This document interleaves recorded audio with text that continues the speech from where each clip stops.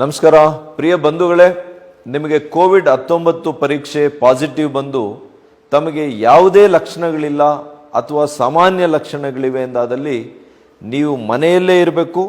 ವೈದ್ಯರ ಸೂಚನೆಯಂತೆ ವೈಜ್ಞಾನಿಕವಾಗಿ ನಿರ್ಮಿಸಿರುವ ಹೋಮ್ ಐಸೋಲೇಷನ್ ಪ್ರಕ್ರಿಯೆಯನ್ನು ಪಾಲಿಸಬೇಕು.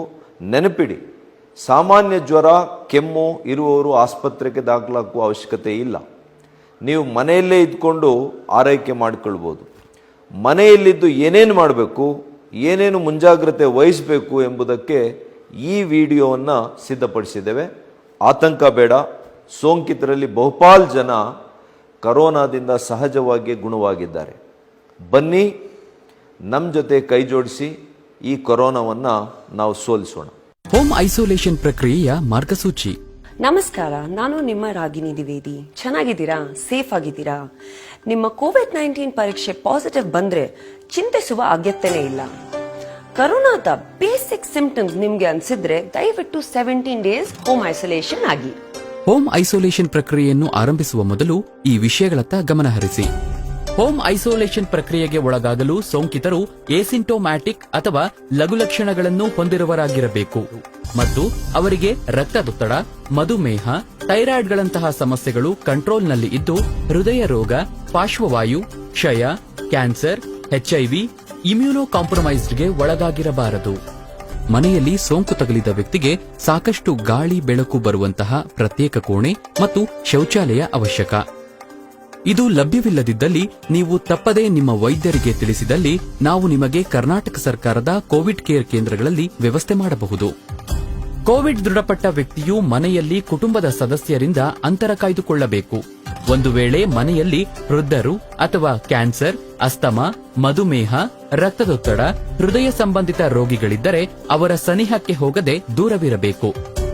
ಮುಖ್ಯಮಂತ್ರಿ BS ಯಡಿಯೂರಪ್ಪನವರು ನೇಮಿಸಿರುವ ಆರೋಗ್ಯ ಕಾರ್ಯಕರ್ತರು ಮತ್ತು ವೈದ್ಯರ ತಂಡ ರೋಗಿಗಳ ಆರೋಗ್ಯ ವಿಚಾರಿಸಲು ಪ್ರತಿದಿನ ಕರೆ ಮಾಡುತ್ತಾರೆ. ರೋಗಿಗಳ ನಿಖರ ಮಾಹಿತಿಯನ್ನು ಅವರಿಗೆ ಪ್ರತಿದಿನ ನೀಡಿ. ಹೋಮ್ ಐಸೋಲೇಷನ್ನಲ್ಲಿರುವ ರೋಗಿಗಳಿಗೆ ಮಾರ್ಗಸೂಚಿಗಳು. ಎಲ್ಲಕ್ಕಿಂತ ಮೊದಲು ತಮ್ಮ ಮೊಬೈಲ್ಗೆ ಆರೋಗ್ಯ ಸೇತು ಆಪ್ ಡೌನ್ಲೋಡ್ ಮಾಡಿಕೊಳ್ಳಿ ಮತ್ತು 24 ಗಂಟೆ ಆಪ್ನಲ್ಲಿ ನೋಟಿಫಿಕೇಶನ್ ಹಾಗೂ ಲೊಕೇಶನ್ ಟ್ರ್ಯಾಕಿಂಗ್ ಆನ್ನಲ್ಲಿಡಿ. ಇದಲ್ಲದೆ ಕ್ವಾರಂಟೈನ್ ವಾಚ್ ಮತ್ತು ಆಪ್ತಮಿತ್ರ ಆಪ್ಗಳನ್ನು ಸಹ ತಮ್ಮ ಮೊಬೈಲ್ಗೆ ಇನ್ಸ್ಟಾಲ್ ಮಾಡಿಕೊಳ್ಳಿ. 3 ಪದರುಗಳ ಅಥವಾ N95 ವೈದ್ಯಕೀಯ ಮಾಸ್ಕ್ ಬಳಸಿ. 8 ಗಂಟೆಗಳ ಬಳಕೆ ನಂತರ ಮಾಸ್ಕ್ ಅನ್ನು ಬದಲಾಯಿಸಿ. ಮಾಸ್ಕ್ ಮೇಲೆ 1% ಸೋಡಿಯಂ ಹೈಪೋಕ್ಲೋರೈಡ್ ದ್ರಾವಣ ಸಿಂಪಡಿಸಿ ಅದನ್ನು ಕ್ರಿಮಿಗಳಿಂದ ಮುಕ್ತಗೊಳಿಸಿದ ನಂತರ ಕಾಗದದಲ್ಲಿ ಸುತ್ತಿ ಮುಚ್ಚಿರುವ ಕಸದ ಡಬ್ಬಕ್ಕೆ ಹಾಕಿ. 1% ಸೋಡಿಯಂ ಹೈಪೋಕ್ಲೋರೈಡ್ ದ್ರಾವಣವು ಮಾರುಕಟ್ಟೆಯಲ್ಲಿ ಲಭ್ಯವಿದ್ದು ಈ ದ್ರಾವಣವನ್ನು ಮನೆ ಮತ್ತು ಶೌಚಾಲಯವನ್ನು ಸ್ವಚ್ಛಗೊಳಿಸಲು ಉಪಯೋಗಿಸಬಹುದು. ಇದನ್ನು ಬಳಸುವಾಗ ಗ್ಲೌಸ್ ಮತ್ತು ಮಾಸ್ಕ್ ಬಳಸಿ. ಈ ದ್ರಾವಣದ ಬಳಕೆಯನ್ನು ಯಾವುದೇ ಲೋಹದ ಮೇಲೆ ಬಳಸಬೇಡಿ, ಇದರಿಂದ ತುಕ್ಕು ಹಿಡಿಯಬಹುದಾಗಿದೆ. ಇದಕ್ಕಾಗಿ ಮಾರುಕಟ್ಟೆಯಲ್ಲಿ ದೊರೆಯುವ ಲೈಸಾಲ್ ಕ್ಲೀನರ್ ಬಳಸಬಹುದು. ಹೋಮ್ ಐಸೋಲೇಷನ್ ಸಮಯದಲ್ಲಿ ನಿಮ್ಮ ಕೋಣೆಯಲ್ಲೇ ಇರಿ. ಮನೆಯ ಇತರ ಕೋಣೆಗಳಿಗೆ ಹೋಗಬೇಡಿ. ಮನೆಯ ಇತರ ಸದಸ್ಯರಿಗೆ ಕೊರೋನಾ ಸೋಂಕು ಹರಡುವುದನ್ನು ತಪ್ಪಿಸಲು ಬಾಗಿಲು, ಟೇಬಲ್ನಂತಹ ವಸ್ತುಗಳನ್ನು ಮುಟ್ಟಬೇಡಿ. ಕೋಣೆಯ ಕಿಟಕಿಯನ್ನು ಸದಾ ತೆರೆದಿಡಿ. ಪ್ರತ್ಯೇಕ ಶೌಚಾಲಯವನ್ನೇ ಬಳಸಿ. ಫ್ಲಶ್ ಮಾಡುವ ಮುನ್ನ ತಪ್ಪದೇ ಮುಚ್ಚಳ ಮುಚ್ಚಿ. ನಿಮ್ಮ ಕೈಗಳನ್ನು ಸಾಬೂನು ಮತ್ತು ನೀರಿನಿಂದ ಕನಿಷ್ಠ 40 ಸೆಕೆಂಡುಗಳವರೆಗೆ ಚೆನ್ನಾಗಿ ತೊಳೆಯಿರಿ. ಇಲ್ಲವೇ ಕೈಗಳನ್ನು 70% ಆಲ್ಕೋಹಾಲ್ ಇರುವ ಸ್ಯಾನಿಟೈಸರ್ನಿಂದ ಸ್ವಚ್ಛಗೊಳಿಸಿ. ನಿಮ್ಮ ಮನೆಯ ಇತರ ಸದಸ್ಯರೊಂದಿಗೆ ವೈಯಕ್ತಿಕ ವಸ್ತುಗಳನ್ನು ಹಂಚಿಕೊಳ್ಳಬೇಡಿ. ನಿಮ್ಮ ಕೋಣೆಯಲ್ಲಿ ಪದೇ ಪದೇ ಮುಟ್ಟುವಂತಹ ಟೇಬಲ್, ಬಾಗಿಲಿನ ಹ್ಯಾಂಡಲ್, ಮೊಬೈಲ್, ಕಂಪ್ಯೂಟರ್, ರಿಮೋಟ್ ಅನ್ನು ಲೈಸಾಲ್ ದ್ರಾವಣದಿಂದ ಸ್ವಚ್ಛಗೊಳಿಸಿ. ತಪ್ಪದೇ ವೈದ್ಯರು ಸೂಚಿಸಿದ ಔಷಧಗಳನ್ನು ಸೇವಿಸಿ. ಈ ಸಮಯದಲ್ಲಿ ಮದ್ಯಪಾನ ಮತ್ತು ಧೂಮಪಾನ ನಿಷಿದ್ಧ. ದೇಹದಲ್ಲಿ ನೀರಿನ ಕೊರತೆಯಾಗದಂತೆ ನೋಡಿಕೊಳ್ಳಿ. ಇದಕ್ಕಾಗಿ ನೀರು, ಸೂಪ್, ಜ್ಯೂಸ್ ಮುಂತಾದ ದ್ರವ ಪದಾರ್ಥಗಳನ್ನು ಸೇವಿಸುತ್ತಿರಿ. ಕಡಿಮೆ ಕಾರ್ಬೋಹೈಡ್ರೇಟ್, ಹೆಚ್ಚು ಪ್ರೋಟೀನ್ ಯುಕ್ತ ಆಹಾರ ಸೇವಿಸಿ. ಪ್ರತಿದಿನ 3 ಬಾರಿ ತರಕಾರಿ ಮತ್ತು ಹಣ್ಣುಗಳನ್ನು ಸೇವಿಸಿ. ನಿಮ್ಮ ಆರೋಗ್ಯದ ಪರಿವೀಕ್ಷಣೆಯನ್ನು ನೀವೇ ಮಾಡಿಕೊಳ್ಳಿ. ದಿನಕ್ಕೆ 3 ಬಾರಿ ದೇಹದ ಉಷ್ಣಾಂಶ ಮತ್ತು ಫಿಂಗರ್ ಟಿಪ್ ಪಲ್ಸ್ ಆಕ್ಸಿಮೀಟರ್ನ ಸಹಾಯದಿಂದ ತಮ್ಮ ಆಕ್ಸಿಜನ್ ಪ್ರಮಾಣ ಮತ್ತು ನಾಡಿಮಿಡಿತವನ್ನು ಪರೀಕ್ಷಿಸಿಕೊಳ್ಳಿ ಮತ್ತು ಆರೋಗ್ಯ ಕಾರ್ಯಕರ್ತರು ನೀಡಿರುವ ಚಾರ್ಟ್ನಲ್ಲಿ ತಪ್ಪದೇ ದಾಖಲಿಸಿ.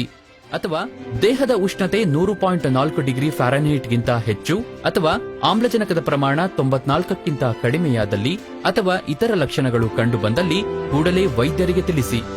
ಶಾಕಾಹಾರಿಗಳು ಏನನ್ನು ಸೇವಿಸಬಹುದು? ಕೆಂಪು ಅಕ್ಕಿ, ಗೋಧಿ, ಸಜ್ಜೆಯಿಂದ ತಯಾರಿಸಿದ ಆಹಾರವನ್ನು ಸೇವಿಸಬಹುದು. ಪ್ರೋಟೀನ್ ಹೆಚ್ಚಿನ ಪ್ರಮಾಣದಲ್ಲಿರುವ ಕಾಳುಗಳನ್ನು ಊಟದಲ್ಲಿ ಸೇರಿಸಿ. ತಾಜಾ ಹಣ್ಣು ಮತ್ತು ತರಕಾರಿ ಸೇವಿಸಿ. ವಿಶೇಷವಾಗಿ ಕೆಂಪು ದೊಣ್ಣೆ ಮೆಣಸಿನಕಾಯಿ, ಕ್ಯಾರೆಟ್, ಬೀಟ್ರೂಟ್ ಮತ್ತು ಸೊಪ್ಪುಗಳನ್ನು ಉಪಯೋಗಿಸಿ. ವಿಟಮಿನ್ ಸಿ ಅಂಶ ಹೆಚ್ಚಿರುವ ನಿಂಬೆ, ಕಿತ್ತಳೆಯಂತಹ ಹುಳಿಹಣ್ಣುಗಳು ನಿಮ್ಮ ರೋಗ ನಿರೋಧಕತೆ ಹೆಚ್ಚಿಸುವ ಮತ್ತು ಸೋಂಕನ್ನು ತಗ್ಗಿಸುವಲ್ಲಿ ಸಹಾಯಕರವಾಗಿವೆ. ನೈಸರ್ಗಿಕವಾಗಿ ರೋಗ ನಿರೋಧಕತೆ ಹೆಚ್ಚಿಸುವಂತಹ ಶುಂಠಿ, ಬೆಳ್ಳುಳ್ಳಿ ಮತ್ತು ಅರಿಶಿಣವನ್ನು ಊಟದಲ್ಲಿ ಬಳಸಿ. ಮನೆಯ ಊಟವನ್ನೇ ಸೇವಿಸಿ. ಕಡಿಮೆ ಕೊಲೆಸ್ಟ್ರಾಲ್ ಇರುವ ತೈಲವನ್ನೇ ಅಡುಗೆಗೆ ಬಳಸಿ. ಹಣ್ಣು ಮತ್ತು ತರಕಾರಿಗಳನ್ನು ಚೆನ್ನಾಗಿ ತೊಳೆದು ಉಪಯೋಗಿಸಿ. ನಿಮ್ಮ ಭೋಜನದಲ್ಲಿ ಪ್ರೋಟೀನ್ ಮತ್ತು ಕ್ಯಾಲ್ಸಿಯಂ ಮೂಲಗಳಾದ ಕಡಿಮೆ ಕೊಬ್ಬಿನಂಶ ಹೊಂದಿರುವ ಹಾಲು ಮತ್ತು ಮೊಸರು ಬಳಸಿ. ಶಾಕಾಹಾರಿಗಳು ಏನನ್ನು ಸೇವಿಸಬಾರದು? ಮೈದಾ, ಕರಿದ ಆಹಾರ ಅಥವಾ ಚಿಪ್ಸ್, ಬೇಕರಿ ತಿಂಡಿಗಳಂತಹ ಜಂಕ್ ಫುಡ್ ಸೇವಿಸಬಾರದು. ಸಿದ್ಧ ಜ್ಯೂಸ್ ಅಥವಾ ಕೂಲ್ ಡ್ರಿಂಕ್ ಸೇವಿಸಬೇಡಿ.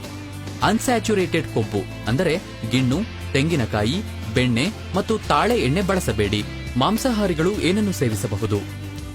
ಶುಚಿಯಾಗಿ ಶೇಖರಿಸಿಟ್ಟ ಮಾಂಸ, ಕೊಬ್ಬು ಇಲ್ಲದ ಪ್ರೋಟೀನ್ ಹೆಚ್ಚಿರುವ ಸ್ಕಿನ್ಲೆಸ್ ಚಿಕನ್, ಮೀನು ಮತ್ತು ಮೊಟ್ಟೆಯ ಬಿಳಿಭಾಗವನ್ನು ಊಟದಲ್ಲಿ ಬಳಸಿ.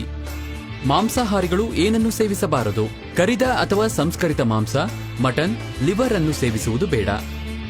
ವಾರದಲ್ಲಿ 2-3 ಬಾರಿ ಮಾತ್ರ ಮಾಂಸ ಸೇವಿಸಿ. ಮೊಟ್ಟೆಯ ಹಳದಿ ಭಾಗವನ್ನು ವಾರಕ್ಕೆ 1 ಬಾರಿ ಸೇವಿಸಿ. ಜ್ಞಾಪಕ ಇರಲಿ, ಹೋಮ್ ಕ್ವಾರಂಟೈನ್ ಅಂದ್ರೆ ಫಿಸಿಕಲ್ ಡಿಸ್ಟೆನ್ಸಿಂಗ್ ಮಾತ್ರ, ನಾಟ್ ಮೆಂಟಲ್, ನಾಟ್ ಇಮೋಷನಲ್. ದಯವಿಟ್ಟು ನಿಮ್ಮ ಫ್ಯಾಮಿಲಿ ಮೆಂಬರ್ಸ್ ಜೊತೆ, ನಿಮ್ಮ ಫ್ರೆಂಡ್ಸ್ ಜೊತೆ ವಿಡಿಯೋ ಕಾಲ್ಸ್ ಮೂಲಕ, ಮೆಸೇಜ್ ಮೂಲಕ ಟಚ್ ಅಲ್ಲಿ. ನಿಮಗಿಷ್ಟವಾದ ಕಾರ್ಯಕ್ರಮಗಳನ್ನು ವೀಕ್ಷಿಸಿ, ಪುಸ್ತಕಗಳನ್ನು ಓದಿ ಅಥವಾ ಕಂಪ್ಯೂಟರ್ನಲ್ಲಿ ಗೇಮ್ಸ್ ಆಡಿ. ಸಾಕಷ್ಟು ವಿಶ್ರಾಂತಿ ಪಡೆಯಿರಿ. ಜ್ವರ ಬಿಟ್ಟು ಈ ಕೆಳಕಂಡ ಯಾವುದು COVID-19 ಸಿಂಪ್ಟಮ್ಸ್ ನಿಮ್ಗಿದ್ರೆ ಇಮಿಡಿಯೇಟ್ ಆಗಿ ಡಾಕ್ಟರ್ ಮೀಟ್ ಮಾಡಿ. Finger tip pulse oximeter oxygen saturation ಪ್ರಮಾಣ 94 ಅಥವಾ ಅದಕ್ಕಿಂತ ಕಡಿಮೆ ಇದ್ದಾಗ, 24 ಗಂಟೆಗಳಿಗೂ ಅಧಿಕವಾದ ಜ್ವರ, ಉಸಿರಾಟದಲ್ಲಿ ತೊಂದರೆ, ಎದೆಯಲ್ಲಿ ನಿರಂತರ ನೋವು ಅಥವಾ ಒತ್ತಡ, ಮಾನಸಿಕ ಅಸ್ಪಷ್ಟತೆ ಅಥವಾ ಪ್ರತಿಕ್ರಿಯಿಸಲು ಅಸಮರ್ಥತೆ, ಮಂದವಾದ ಮಾತು, ಮುಖ ಕೈಕಾಲುಗಳಲ್ಲಿ ನಿಶ್ಶಕ್ತಿ ಅಥವಾ ಜೋಮು ಹಿಡಿಯುವಿಕೆ, ತುಟಿಗಳು ಅಥವಾ ಮುಖ ನೀಲಿ ವರ್ಣಕ್ಕೆ ತಿರುಗುವುದು. ಶುಶ್ರೂಷಕರಿಗೆ ಸೂಚನೆಗಳು: ನಿಮ್ಮ ಮೊಬೈಲ್ ಫೋನ್ನಲ್ಲಿ ಆರೋಗ್ಯ ಸೇತು, ಕ್ವಾರಂಟೈನ್ ವಾಚ್ ಮತ್ತು ಆಪ್ತಮಿತ್ರ ಆಪ್ಗಳನ್ನು ಡೌನ್ಲೋಡ್ ಮಾಡಿಕೊಂಡು ಯಾವಾಗಲೂ ನೋಟಿಫಿಕೇಶನ್ ಹಾಗೂ ಲೊಕೇಶನ್ ಟ್ರ್ಯಾಕಿಂಗ್ ಆನ್ನಲ್ಲಿಡಿ. ಶುಶ್ರೂಷಕರು ಆರೋಗ್ಯವಾಗಿರಬೇಕು ಮತ್ತು ಅವರ ವಯಸ್ಸು 18ರಿಂದ 50ರ ಒಳಗಿರಬೇಕು. ಮಧುಮೇಹ, ರಕ್ತದೊತ್ತಡ ಇದ್ದಲ್ಲಿ ಅದು ಹತೋಟಿಯಲ್ಲಿರಬೇಕು. ಹೃದಯ ರೋಗ, ಅಸ್ತಮಾ, ಲಿವರ್ ಅಥವಾ ಶ್ವಾಸಕೋಶಗಳ ಯಾವುದೇ ರೋಗ ಇರಬಾರದು. ಇಲ್ಲವೇ ಇಮ್ಯುನೋ ಕಾಂಪ್ರಮೈಸ್, ಗರ್ಭವತಿ, ಕ್ಯಾನ್ಸರ್ ಪೀಡಿತರಾಗಿರಬಾರದು. ನೀವು ಸದಾ ನಮ್ಮ ಆರೋಗ್ಯ ಕಾರ್ಯಕರ್ತರ ಸಂಪರ್ಕದಲ್ಲಿರಿ. ರೋಗಿಯ ಕೋಣೆ ಪ್ರವೇಶಿಸಿದ ಸಂದರ್ಭದಲ್ಲಿ ತಪ್ಪದೆ 3 ಪದರುಗಳ ವೈದ್ಯಕೀಯ ಮಾಸ್ಕ್ ಮತ್ತು ಗ್ಲೌಸ್ ಬಳಸಿ. ಬಳಸುವಾಗ ಅದರ ಮುಂಭಾಗವನ್ನು ಕೈಯಿಂದ ಮುಟ್ಟಬೇಡಿ. ಮಾಸ್ಕ್ ಅನ್ನು ಸದಾ ಹಿಂದಿನಿಂದ ತೆಗೆಯಿರಿ ಮತ್ತು ಕ್ರಿಮಿಗಳಿಂದ ಮುಕ್ತಗೊಳಿಸಿ. ಕಾಗದದಲ್ಲಿ ಸುತ್ತಿ ಮುಚ್ಚಿರುವ ಕಸದ ಡಬ್ಬಕ್ಕೆ ಹಾಕಿ. ರೋಗಿಯ ಕೋಣೆಯಿಂದ ಹೊರಗೆ ಬಂದ ನಂತರ ನಿಮ್ಮ ಕೈಗಳನ್ನು ಸಾಬೂನು ಮತ್ತು ನೀರಿನಿಂದ ಕನಿಷ್ಠ 40 ಸೆಕೆಂಡುಗಳವರೆಗೆ ಚೆನ್ನಾಗಿ ತೊಳೆಯಿರಿ. ಇಲ್ಲವೇ ಕೈಗಳನ್ನು ಆಲ್ಕೋಹಾಲ್ ಇರುವ ಸ್ಯಾನಿಟೈಸರ್ನಿಂದ ಸ್ವಚ್ಛಗೊಳಿಸಿ. ಕೈ ತೊಳೆದ ನಂತರ ಪೇಪರ್ ಟವಲ್, ಟಿಶ್ಯೂ ಅಥವಾ ಸ್ವಚ್ಛವಾದ ಟವಲ್ನಿಂದ ಕೈಗಳನ್ನು ಒರೆಸಿಕೊಳ್ಳಿ. ರೋಗಿಯ ಶುಶ್ರೂಷೆ ಸಮಯದಲ್ಲಿ ಮಾಸ್ಕ್ ಮತ್ತು ಗ್ಲೌಸ್ ಧರಿಸಿ. ಗ್ಲೌಸ್ ಧರಿಸುವ ಮುಂಚೆ ಮತ್ತು ಕಳಚಿದ ನಂತರ ತಪ್ಪದೆ ಕೈ ತೊಳೆಯಿರಿ. ದಯಮಾಡಿ ನೀವು ಊಟ ನೀಡುವಾಗ ರೋಗಿಯ ನೇರ ಸಂಪರ್ಕಕ್ಕೆ ಬರದಂತೆ ಎಚ್ಚರವಹಿಸಿ. ಊಟವನ್ನು ಸ್ವಲ್ಪ ದೂರದಲ್ಲೇ ಇಡಿ. ಅವರು ಬಳಸಿದ ಪಾತ್ರೆಗಳನ್ನು ತೆಗೆಯುವಾಗ ಡಿಸ್ಪೋಸಬಲ್ ಗ್ಲೌಸ್ ಬಳಸಿ. ರೋಗಿಯ ಕಫ, ಎಂಜಲು ಅಥವಾ ಸೀನಿನ ನೇರ ಸಂಪರ್ಕಕ್ಕೆ ಬರದಂತೆ ಎಚ್ಚರವಹಿಸಿ. ರೋಗಿ ಉಪಯೋಗಿಸಿದ ಪಾತ್ರೆಗಳನ್ನು ಸಾಬೂನಿನಿಂದ ಸ್ವಚ್ಛಗೊಳಿಸಿ. ಸ್ವಚ್ಛಗೊಳಿಸಿದ ಪಾತ್ರೆಗಳನ್ನು ಮರುಬಳಕೆ ಮಾಡಬಹುದು. ರೋಗಿಯ ಕೋಣೆಯನ್ನು ಸ್ವಚ್ಛ ಮಾಡುವಾಗ ಮಾಸ್ಕ್ ಮತ್ತು ಗ್ಲೌಸ್ಗಳನ್ನು ಬಳಸಿ ಮತ್ತು ಬಟ್ಟೆ, ಟವಲ್ಗಳನ್ನು ನೀರಿನಿಂದ ಸ್ವಚ್ಛ ಮಾಡುವಾಗ ಪ್ಲಾಸ್ಟಿಕ್ ಏಪ್ರಾನ್ ಧರಿಸಿ. ರೋಗಿಯ ಕೋಣೆ, ಸ್ನಾನಗೃಹ ಮತ್ತು ಶೌಚಾಲಯಗಳನ್ನು ಸಾಬೂನಿನಿಂದ ನಂತರ 1% ಸೋಡಿಯಂ ಹೈಪೋಕ್ಲೋರೈಡ್ ದ್ರಾವಣದಿಂದ ದಿನಕ್ಕೆ ಕನಿಷ್ಠ 1 ಬಾರಿ ಸ್ವಚ್ಛಗೊಳಿಸಿ. ರೋಗಿಯ ಹಾಸಿಗೆ, ಬಟ್ಟೆ, ಟವಲ್ ಪ್ರತ್ಯೇಕವಾಗಿರಿಸಿ.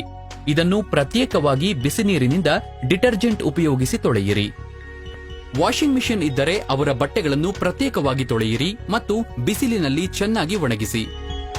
ರೋಗಿಯ ನಿಕಟ ಸಂಪರ್ಕದಲ್ಲಿರುವವರು ಪ್ರತಿದಿನ ಶರೀರದ ಉಷ್ಣತೆ ಜೊತೆಗೆ ತಮ್ಮ ಆರೋಗ್ಯದ ಮೇಲೆ ನಿಗಾವಹಿಸುವುದು ಅನಿವಾರ್ಯವಾಗಿದೆ.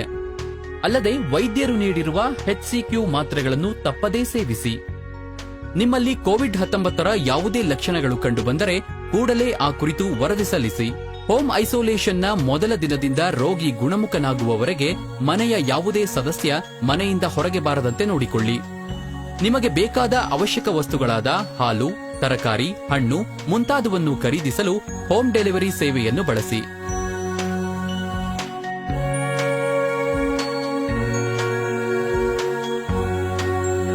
ನೆರೆಹೊರೆಯವರಿಗಾಗಿ ವಿಶೇಷ ಸೂಚನೆಗಳು. ನಿಮ್ಮ ಕಟ್ಟಡದಲ್ಲಿ ಕೊರೋನಾ ರೋಗಿ ಹೋಮ್ ಐಸೋಲೇಷನ್ನಲ್ಲಿದ್ದರೆ ಅನಗತ್ಯವಾಗಿ ಭಯಪಡಬೇಡಿ. ಸೋಂಕಿತರನ್ನು ಕೀಳಾಗಿ ಕಾಣದೆ ಅವರ ಸಂಪರ್ಕದಲ್ಲಿದ್ದು ಅವರ ಆತ್ಮವಿಶ್ವಾಸವನ್ನು ಹೆಚ್ಚಿಸಿ. ಅವರು ಗುಣಮುಖರಾಗುವವರೆಗೆ ಸಹಾಯ ಮಾಡಿ. ತಮ್ಮ ಕಟ್ಟಡದಲ್ಲಿ ಪದೇ ಪದೇ ಮುಟ್ಟುವಂತಹ ಮೆಟ್ಟಿಲುಗಳ ರೇಲಿಂಗ್, ಲಿಫ್ಟ್ನ ಬಟನ್ ಮುಂತಾದವನ್ನು ಪ್ರತಿದಿನ ಲೈಸಾಲ್ ದ್ರಾವಣದಿಂದ ಸ್ವಚ್ಛಗೊಳಿಸಿ. ಚೇತರಿಕೆ ಪ್ರಕ್ರಿಯೆ ಮತ್ತು ಪರೀಕ್ಷೆ. ಸೋಂಕಿತರಿಗೆ ಈ 17 ದಿನಗಳ ಹೋಮ್ ಐಸೋಲೇಷನ್ ಸಮಯದಲ್ಲಿ ಕೋವಿಡ್ನ ಯಾವುದೇ ಲಕ್ಷಣಗಳು ಕಂಡುಬರದೆ ಮತ್ತು ಕೊನೆಯ 3 ದಿನಗಳು ಜ್ವರರಹಿತವಾಗಿದ್ದಲ್ಲಿ ಅವರು ಹೋಮ್ ಐಸೋಲೇಷನ್ ಪ್ರಕ್ರಿಯೆಯನ್ನು ಕೊನೆಗೊಳಿಸಬಹುದು. ಒಂದು ವೇಳೆ ಅಸಿಂಪ್ಟೋಮ್ಯಾಟಿಕ್ ಸೋಂಕಿತರಾಗಿದ್ದಲ್ಲಿ ಮಾದರಿ ಸಂಗ್ರಹಿಸಿದ ದಿನದಿಂದ ಈ 17 ದಿನಗಳ ಹೋಮ್ ಐಸೋಲೇಷನ್ ಸಮಯದಲ್ಲಿ ಕೋವಿಡ್ನ ಯಾವುದೇ ಲಕ್ಷಣಗಳು ಕಂಡುಬರದೆ ಮತ್ತು ಕೊನೆಯ 3 ದಿನಗಳು ಜ್ವರರಹಿತವಾಗಿದ್ದಲ್ಲಿ ಅವರು ಹೋಮ್ ಐಸೋಲೇಷನ್ ಪ್ರಕ್ರಿಯೆಯನ್ನು ಕೊನೆಗೊಳಿಸಬಹುದು.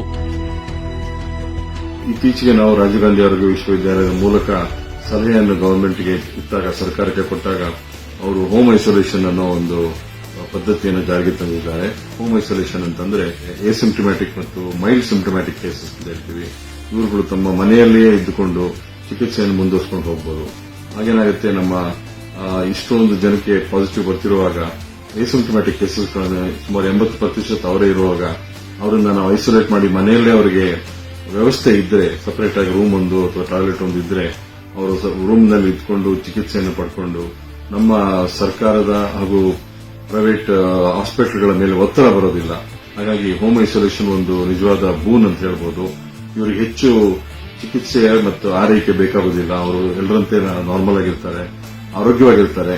ಅವರಿಗೆ ಆರೈಕೆ ಸ್ವಲ್ಪ ಮಟ್ಟಿಗೆ ಮಾಡಿದ್ರೆ ಪೂರ್ತಿ ಗುಣಮುಖರಾಗಿ ಅವರು ತಮ್ಮ ಕಾರ್ಯಚಟುವಟಿಕೆಗಳನ್ನು ಮತ್ತೆ ಅವರು ತೊಡಗಿಸಿಕೊಳ್ಬಹುದು. ಹಾಗಾಗಿ ಎಲ್ಲರೂ ಸಹಕರಿಸಿ ಹೋಮ್ ಐಸೋಲೇಷನ್ ಯಾರ್ಯಾರಿಗೆ ಸಾಧ್ಯತೆ ಉಂಟೋ ಅವರೆಲ್ಲರೂ ದಯವಿಟ್ಟು ಮನೆಯಲ್ಲೇ ಇದ್ದುಕೊಂಡು ತಮ್ಮ ಮನೆಯ ವಾತಾವರಣದಲ್ಲೇ ಅವರು ಚಿಕಿತ್ಸೆಯನ್ನು ಪಡೆಯೋದು ಉತ್ತಮ ಅಂತ ನನಗೆ ಅನಿಸುತ್ತೆ. ನಮಸ್ಕಾರ.